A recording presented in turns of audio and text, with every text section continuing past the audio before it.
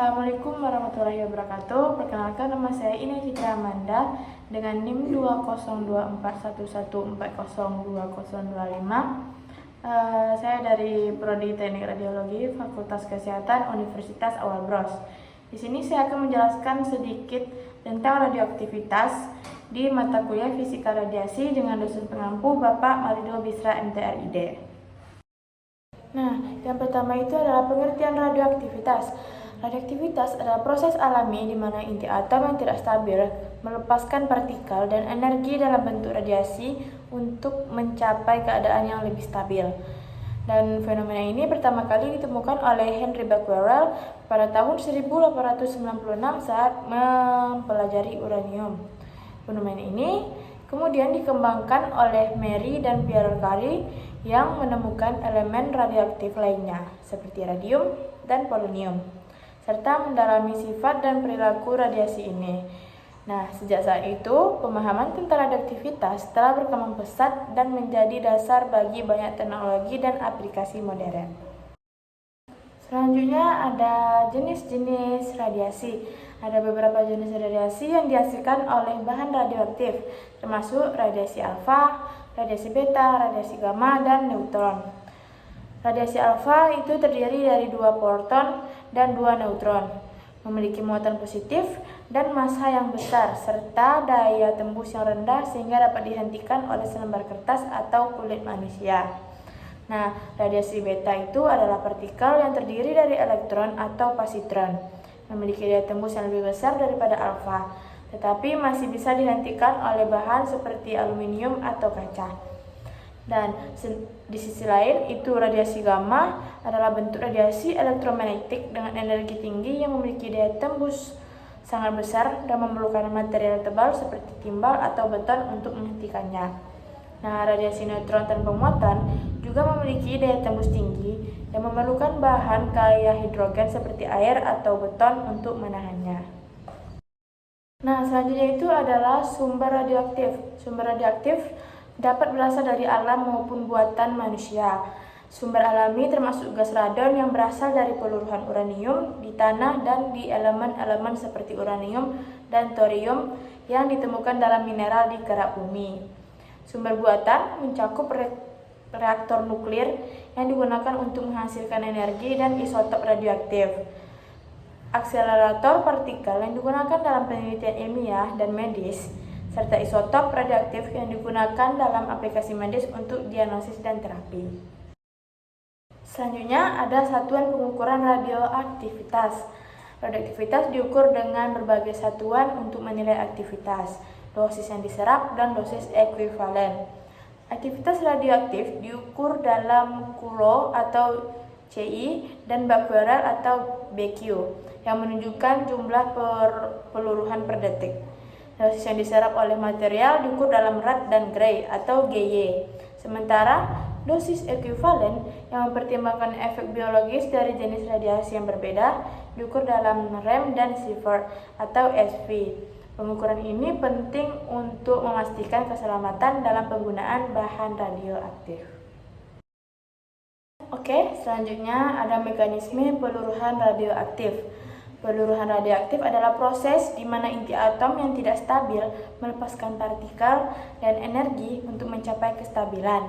Mekanisme peluruhan termasuk peluruhan alfa, di mana inti melepaskan partikel alfa, peluruhan beta, di mana inti melepaskan partikel beta, dan penangkapan elektron, di mana inti menangkap elektron dan mengubah proton menjadi neutron. Nah, selain itu, peluruhan gamma terjadi ketika inti melepaskan energi dalam bentuk sinar gamma, seperti gambar di samping. Sinar alfa merupakan partikel bermuatan positif yang mampu mengionisasi materi lebih baik dibandingkan sinar beta dan gamma. Hanya saja, daya tembus sinar alfa tidak sebagus keduanya, di mana sinar alfa sangat sulit menembus selembar kertas. Secara alami, sinar alfa dihasilkan dari peluruhan radioaktif, khususnya pada peluruhan alfa yang terjadi pada unsur-unsur berinti berat, seperti uranium dan plutonium. Selain itu, sinar alfa juga dihasilkan pada reaksi nuklir. Sinar alfa memiliki 2 proton dan 2 neutron, yang mana identik dengan inti atom helium. Karena alasan tersebut, sinar alfa dapat berubah menjadi gas helium ketika menangkap 2 elektron. Ini juga menguatkan teori bahwa di dalam perut bumi terdapat banyak bahan radioaktif. Karena gas helium yang diproduksi bersamaan dengan gas alam, diduga berasal dari peluruhan bahan radioaktif di perut bumi. Dampak radioaktivitas pada kesehatan. Radioaktivitas memiliki dampak yang signifikan pada kesehatan, baik dalam dosis rendah maupun tinggi. Paparan dosis rendah dapat menyebabkan efek jangka panjang seperti kanker, sementara paparan dosis tinggi dapat menyebabkan penyakit radiasi akut. Penyakit radiasi telah terlihat dalam kasus-kasus seperti bencana Chernobyl dan Fukushima, di mana paparan radiasi tinggi menyebabkan dampak kesehatan yang serius dan luas. Langkah-langkah perlindungan seperti penggunaan alat pelindung diri, pengawasan ketat, dan regulasi yang ketat sangat penting untuk mengurangi risiko kesehatan. Selanjutnya itu ada penggunaan radioaktivitas. Radioaktivitas memiliki banyak aplikasi yang bermanfaat dalam berbagai bidang. Di bidang medis, radiasi digunakan dalam radioterapi untuk membunuh sel kanker, dan dalam pencitraan medis seperti PET scan untuk diagnosis penyakit. Dalam industri, radiasi digunakan untuk mendeteksi cacat material dan untuk pengawetan makanan dengan membunuh bakteri dan memperpanjang umur simpan. Selain itu, dalam penelitian ilmiah, radioaktivitas digunakan dalam penanggalan radiokarbon untuk menentukan usia fosil dan artefak, serta dalam studi perilaku partikel dalam fisika nuklir dan partikel. Aplikasi-aplikasi ini menunjukkan betapa pentingnya radioaktivitas dalam kemajuan teknologi dan ilmu pengetahuan.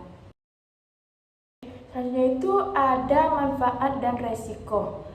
Radioaktivitas memiliki manfaat yang besar dalam berbagai bidang, termasuk medis, industri, dan penelitian ilmiah.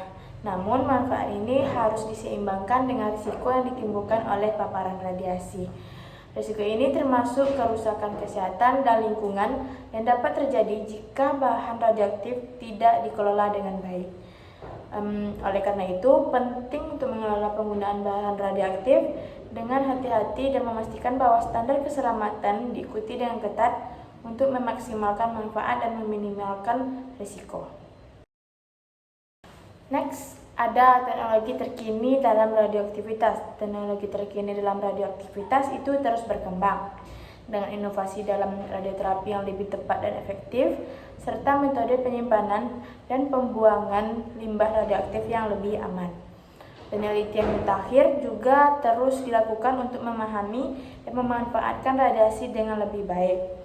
Teknologi ini membantu memaksimalkan manfaat dari radioaktivitas sambil meminimalkan risiko dan dampak negatif. Nah, di sini ada contoh kasus dan sejarah. Sejarah radioaktivitas itu mencangkup penemuan penting oleh ilmuwan seperti Marie Curie yang menemukan radium dan polonium, serta bencana seperti Chernobyl dan Fukushima yang menunjukkan dampak serius dari paparan radiasi. Penggunaan bom atom dalam Perang Dunia Kedua juga merupakan contoh penting dari dampak radioaktivitas pada manusia dan lingkungan.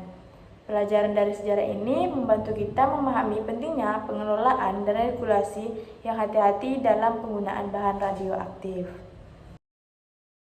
Terakhir itu ada kesimpulan, radioaktivitas adalah fenomena paling penting dalam fisika yang memiliki berbagai aplikasi dalam bidang medis, industri, dan penelitian ilmiah. Meski menawarkan banyak manfaat, radioaktivitas juga menimbulkan risiko serius bagi kesehatan manusia dan lingkungan. Oleh karena itu, pemahaman yang baik tentang jenis-jenis radiasi, mekanisme peluruhan, serta dampak dan pengukuran radiasi itu sangat penting. Keamanan dalam penggunaan bahan radioaktif harus selalu menjadi prioritas dengan penerapan regulasi dan standar keselamatan yang ketat, dengan pengelolaan yang tepat dan teknologi yang terus berkembang. Manfaat dari radioaktivitas dapat dimaksimalkan, sementara risikonya dapat diminimalkan. Madame Curie.